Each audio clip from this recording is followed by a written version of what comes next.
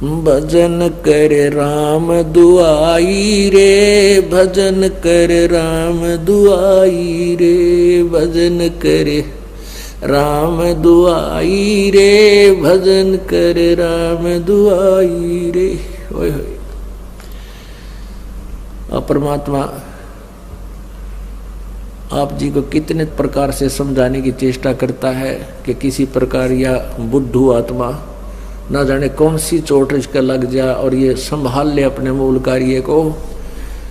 पुण्यात्माओं, हम इस काल के कुएं में पड़े हैं। जैसे कुएं में बाल्टी गिर जाती है तो बाल्टी निकालने के लिए क्या करता है निकालने वाला, एक हुक होते हैं उसमें 20, 25, 21, 22, 15, 16 हुक होते हैं, हुक, और उनको एक कड़े में डाल दिया जाता है और अलग अलग से ऐसे ऐसे अलग अलग उनको उसमें जड़ा हुआ होता है, डाला होता है, और उसको रस्से से बांध कर कुएं में डालते हैं। वो एक कड़ा भी डाल सकता था, नहीं, ज्यादा कड़े इसलिए, ज्यादा हुक इसलिए डाले गए ना जाने कौन से में उलझ जा। तो पुण्यात्माओं, आप हम यहाँ काल के कुएं में पड़े हैं और परमात्मा हमें निकालने के लिए अपनी शब्द रूपी डोरी से ये वचन रूपी हुक, ये शब्द रूपी हुक डाल रखे हैं। और ये ना जाने कौन सा उलझ जा, एक उलझ जा फिर बाहर ले आओगा, वो बाल्टी भी काम आ गई और ठीक ठाक निकला ही, उससे जल निकलेगा। तो ऐसे हम फंसे पड़े हैं। तो इस प्रकार परमात्मा ने ना जाने कितने प्रकार के वचन बोले हैं और ना जाने इस गुग्गू आत्मा के कौन सी लाग जा और ये अपना कल्याण करवा ले। क्या कहते हैं, भजन कर राम दुहाई रे, भजन कर राम दुहाई रे। तेरी दुर्गति हो जाएगी, कुत्ता बनेगा, खाज लगेगी, शर में कीड़े पड़ेंगे, कितना कुतिया बने, गधा बने, गधी बने, क्या दुर्गति होगी आपकी। इसलिए कहते हैं भजन कर राम दुहाई रे, भजन कर राम दुहाई रे। और जन्म अनमोली तुझे दिया नरदेही पाई रे, कितना अनमोल जन्म तुझे दे रखा है, मनुष्य शरीर तुझे प्राप्त है। मनुष्य जीवन केवल परमात्मा प्राप्ति के लिए है। बाकी तो संतानोत्पत्ति, इनके अंदर ममता, मोह, अपने पेट के लिए भ्रमणा भटकना, ये आम प्राणी करता है। पशु भी करते हैं, पक्षी भी करते हैं।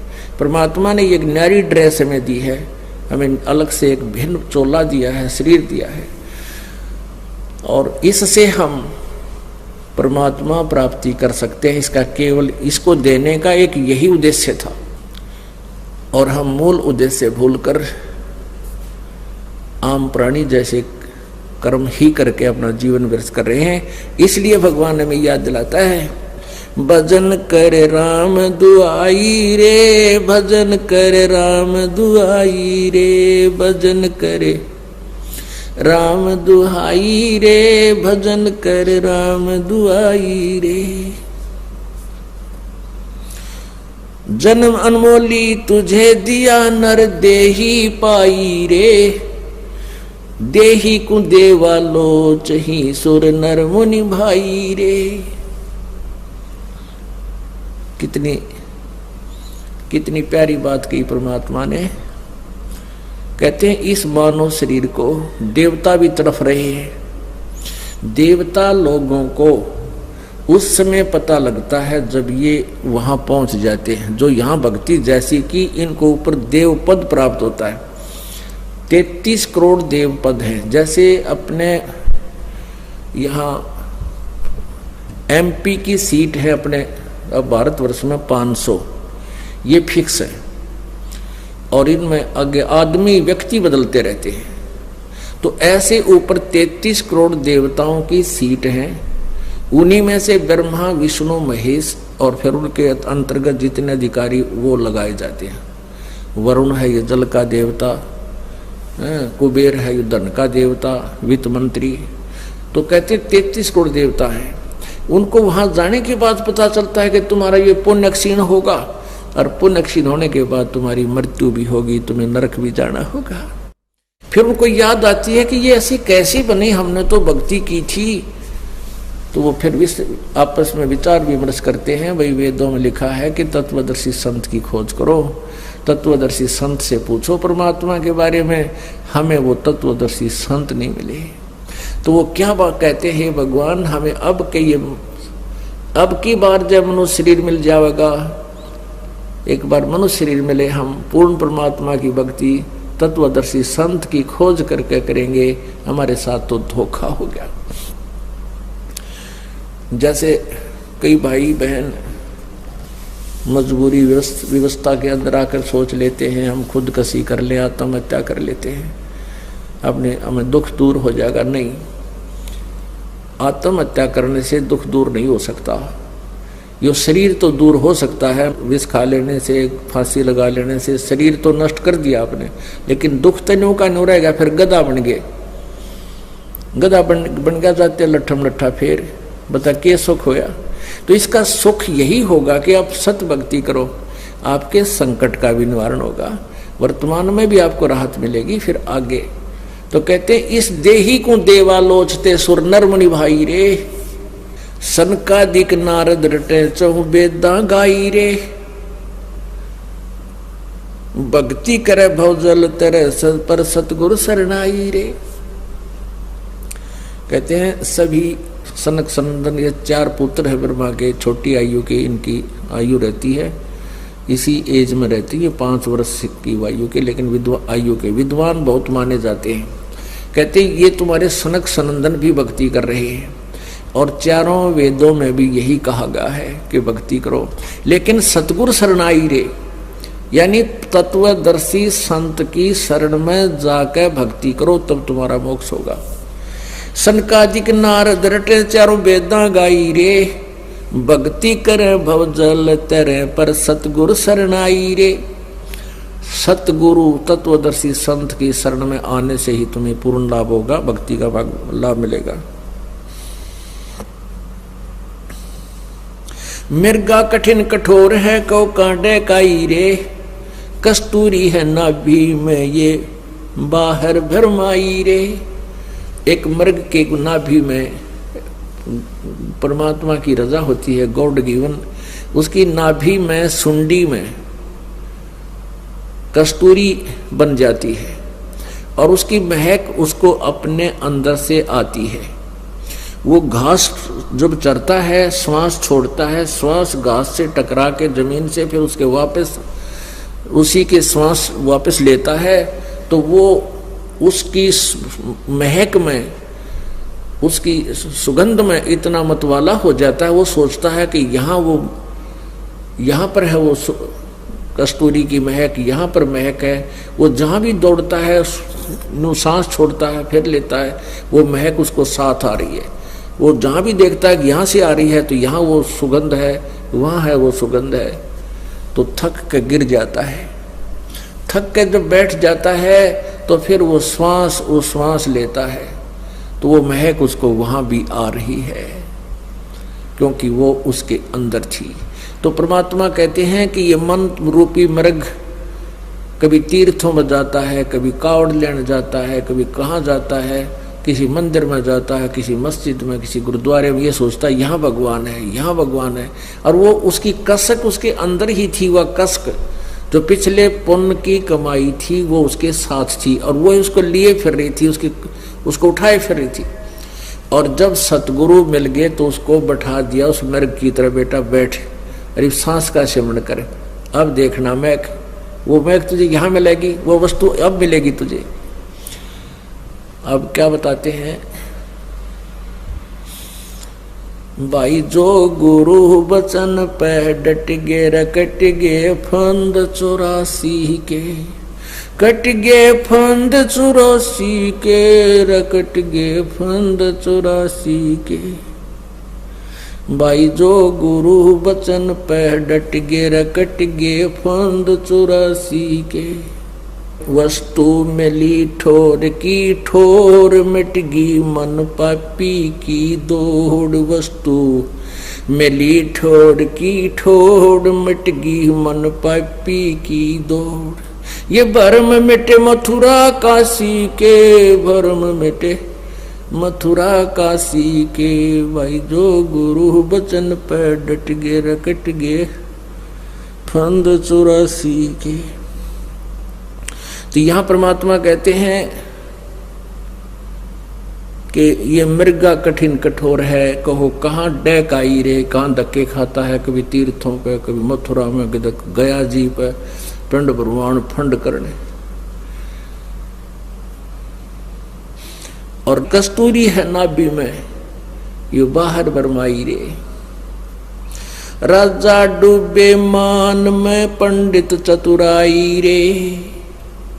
राजा लोगों में तो अभिमान हो जाता है, 4 सैनिक हो गए साथ में, बस इन्हें सोचा तू क्या राखी बन गया, और उनको तो अभिमान हो गया। और पंडित जिसने 4 अक्षर सीख लिए संस्कृत के और 100-200 से उसको नमस्कार करने वाले हो गए, वाह पंडित जी, वाह पंडित जी, वाह भाई क्या बात है।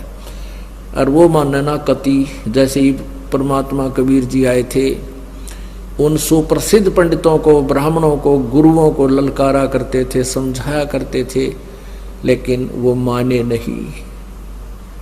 एकाध रामानंद जी जैसी पुण्यात्मा, सर्वानंद जैसी पुण्यात्मा एकाधी सतगुरु के शरणों में आ गई, बाकी किसी ने नहीं माना। वो अपने ज्ञान पंडिताई में डूब गए। राजा डूबे मान में, पंडित चतुराई रे।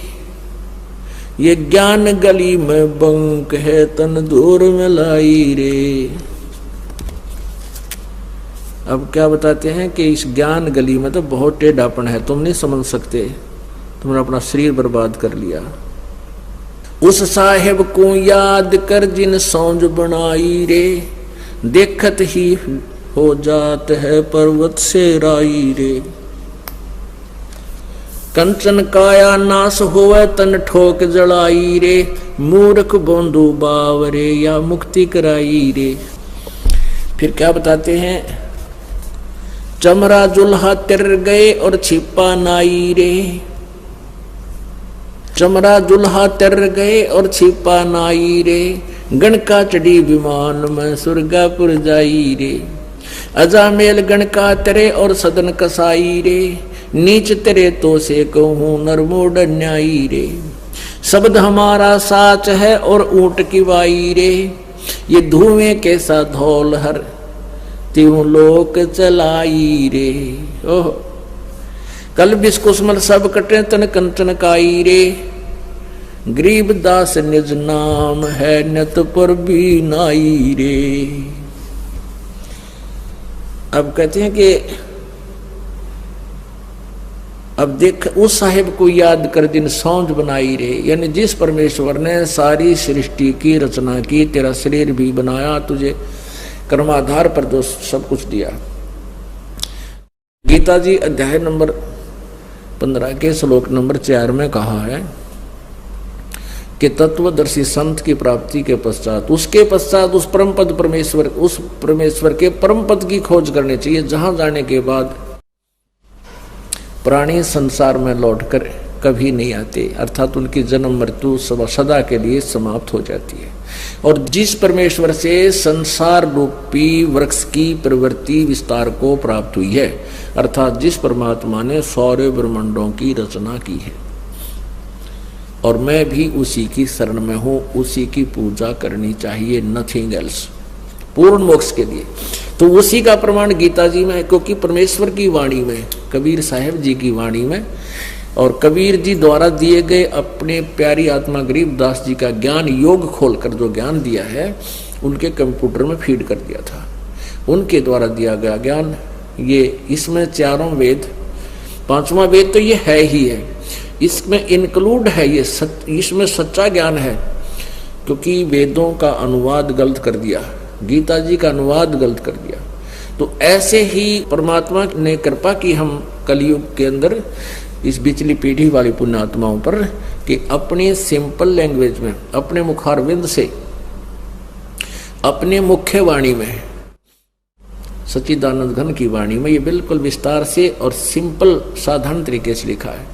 तो अब यदि दास ये वाणी आपको पढ़ाता और ऐसे सुनाता तो कतई नहीं मानते, क्योंकि आपको साथ साथ में इन वेदों, पुराणों, गीता, कुरान आदि का भी रेफरेंस आपको दिया और दिखाया जाता है। तब आपके हृदय में ये परमात्मा का ज्ञान सत्य समाया है, आप समझ पाए। क्या लिखा है इसमें, उस साहेब को याद कर जिन सौंज बनाई रे, तत्ब्रह्म, उस साहेब को, उस परमात्मा को। गीता जी अध्याय नंबर 18 के श्लोक नंबर 62 में कहा कि अर्जुन तू सर्वभाव से उस परमेश्वर की शरण में जा जिसकी कृपा से तू परम शांति और सनातन परम धाम, परम शांति यानी पूर्ण सुख, फिर जन्म मृत्यु कभी नहीं हो, वो तब सुख होगा, नहीं तो जन्म हो यार दुख का कैर टूटा। जब गर्भ से दुख होने शुरू हो जाता है इस प्राणी के ऊपर, माँ के पेट में बहुत दुख होता है और आजीवन दुखी रहता है। कभी सांस का दर्द, कभी कड़म में दर्द, कभी कुछ हो गया, कभी किसी चीज की टेंशन, कभी रोजी रोटी के लिए चिंतित, कोई और समस्या आ गई और शारीरिक कष्ट निरे। तो परमात्मा कहते हैं वो परम शांति तो वही मिलेगी उस तत्व ब्रह्म के पास, परम अक्षर ब्रह्म की साधना से। उस साहिब को याद कर जिन सौंज बनाई रे, देखत ही हो जाएगा ये पर्वत से राई रे। कितना सुंदर शरीर है, और एक बार फूक दिया जाएगा, सभा हो जाएगा। जब तेरी मृत्यु होगी उसके उपरांत इसको जला डालेंगे, ये राख बन जाएगी, पर्वत से राई बन जाएगा, कुछ भी नहीं। आज तो फूला समा रहा, फूला नहीं समा रहा, पता नहीं के जुगाड़ जोड़े बैठा है, एक सेकंड में ना बेरा के बिजली गिर जा। हम देखते हैं रोजाना कितने बड़े बड़े सेठ, मंत्री, मुख्यमंत्री, प्रधानमंत्री अपने ही हेलीकॉप्टरों में क्रैश हो जाते हैं, नष्ट हो जाते हैं, एक सेकंड के बाद उनका नामो निशान नहीं मिलता है। तो क्या बताते परमात्मा, कबीर कहाँ गर्बियो ये काल गह कर केश, ना जाने कि तुम्हारेगा क्या घर क्या परदेश। कहाँ जन्मे कहाँ पाले पोसे खूब लड़ाए लाड, न जाने इस देह के कहाँ खंडेंगे आड़े। उसके लिए भगवान कहते हैं भजन कर राम दुआई रे, भजन कर राम दुआई रे, भजन कर राम दुआई रे, भजन कर राम दुहाई रे। देख परमात्मा कितने प्यार से हमें समझाना चाहते हैं, पर हम गुग्गू हो रहे हैं कति। हमारी बुद्धि पशु जैसी बना दी काल ने। एक बार तो असर हो से इस बात का, गुरुजी क्या कह रहे हैं, भगवान का आदेश सुना रहे हैं, कैसी दुरुक्ति होगी। और घंटे 2 घंटे के बाद फिर वैसी बुद्धि बन जाती है। इसका एक ही तरीका है कि रह रहकर सत्संग सुने और दाव लगते ही सिमन डट के करे। फिर भक्ति बढ़ती जाएगी ना, आपकी सेवा की, धर्म की, दान की, या कमाई बढ़ जाएगी। फिर यू ज्ञान काफी देर तक असर करने लग जाएगा। आपको नींद भी आनी बंद हो जाएगी, रात में मंत्र करने लग जाएगा, जब हाथ में माला ले लेंगे और शुरू कर दोगे भगवान की भक्ति। फिर भूल पड़ जाएगी, फिर शुरू कर देंगे। तो रह रहकर आने से, जैसे बहुत गहरा जल होता है, उस गहरे जल पर भी काई आ जाती है और उसका विकल्प है, जब उससे हमें लाभ लेना है तो उसको ऐसे काई को हाथ से हटा दे, वो दूर हो जाती है। हटाते रहेंगे तो निर्मल जल प्राप्त होता रहेगा, नहीं तो वो ऊपर आकर उसको फिर छा लेती है। तो ऐसे हमारे इस मन की वृत्ति है। हमारे ऊपर जो प्रभाव है 3 गुणों का, रजगुण ब्रह्मा, सतगुण विष्णु, तमगुण शिव जी द्वारा जो हमारे ऊपर प्रभाव छोड़ा जा रहा है, कंस्टेंट है, वो लगातार छोड़ा जा रहा है। जैसे सूर्य जब तक उदय है, आप उसकी रेंज में है तो कंस्टेंट आप पर हीट आ रही है। उसके बचाव के लिए जैसे हमने शेड बना लिया, मकान बना लिए, ऐसे इनसे बचा जा सकता है। तो परमात्मा कबीर जी की भक्ति से आपका बढ़िया तो लेंटर वाला कोठी बन गई समझ लो, और एसी लग गया साथ में। तो इन तीनों गुणों का प्रभाव से आप ऐसे बचोगे, ऐसे व्यवस्था बनाने से बचा जाता है। जैसे हमने एसी लगा लिया, कूलर लगा लिया, पंखा लगा लिया, मकान बना लिया, तो उन ताप से बच गए हम, गर्मी सर्दी से। तो ऐसे ही इस भक्ति की शक्ति से, भक्ति की धार्मिकता से, इन तीनों गुणों से हम, इनके प्रभाव से बहुत बच जाएंगे, घना फर्क पड़ जाएगा। और फिर हम तीनों गुणों के प्रभाव से हम बचे तो भक्ति करेंगे। जैसे हम इस साइड में बैठे हैं, पंखा चल रहे हैं, तो हम भक्ति भी सुन रहे हैं। यदि धूप में बैठे होते थे कहाँ सुना जाता था, गर्मी याद आओ हमारे। तो ऐसे ही हमारे ऊपर तीनों गुणों का जो दबाव है, त्रिगुणमयी माया का, ये भगवान की भक्ति से, धर्म से, पुण्य से, 5 यज्ञों से, ये फिर एक किस्म का प्रोटेक्शन बन जाएगा आपके। फिर क्या बताते हैं कि तुम ये ना सोचो ये कंचन काया नाश हो तन ठोक जराई रे। ये तेरा कितना सुंदर शरीर है सोने जैसा, ये भी एक दिन नष्ट हो जाएगा और इसको फूक देंगे घर वाले उठा के। और कहते मूर्ख बंधु भाव रे, या मुक्ति कराई रे। मनुष्य जीवन मिला था मोक्ष कराने के लिए और डले डोकर, और इसको छोड़ चला जिस सुंदर शरीर को तू अपना मानता था, और ये भी तेरा नहीं रहा। फिर क्या बताते हैं, तो ये ना सोच कि हम गरीब व्यक्ति पार नहीं हो सकते या अन्य जाति वाले पार नहीं हो सकते, क्योंकि आज से 600 वर्ष पहले परमेश्वर ने 300 वर्ष पहले गरीबदास साहिब जी ने ज्ञान दिया था, उसमें छुआछात बहुत थी। ब्राह्मण लोगों ने ही ठेका ले रखा था मोक्ष प्राप्ति का, विद्या पढ़ने का, ग्रंथ पढ़ने का। तो क्या बताते हैं कि भाई चमरा जुल्हा तिर गए और छिपा नाई रे। गरीबदास कहते हैं रविदास जी चमार जाति से संबंधित थे, शूद्र थे, और परमेश्वर जुल्हा कबीर जी जुल्हा जाति में थे। कहते हैं ये भी पार हो गए। और फिर छिपा नाई रे, नामदेव जी छिपा जाति में, और नंदा नाम के एक नाई थे सैन भगत, कहते वो नंदा नाई रे, वो भी पार हो गए।